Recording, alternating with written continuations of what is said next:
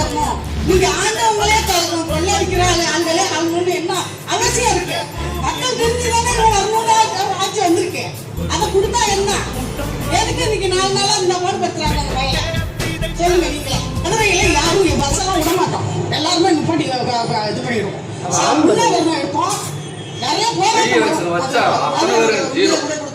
தயாரா இருக்கும். தலைமை வந்து முதலமைச்சர் ஆகல, தமிழ்நாடு முழுவதும் இன்னொரு ஜல்லிக்கட்டு போராட்டம் 100 ஜல்லிக்கட்டு பாருங்க. தமிழ்நாட்டு மக்களை கொல்லணும்னு முடிவு பண்ணிட்டாங்க. அவ்வளவுதான் எனக்கு தெரிஞ்சது. நம்ம தளபதி பாருங்க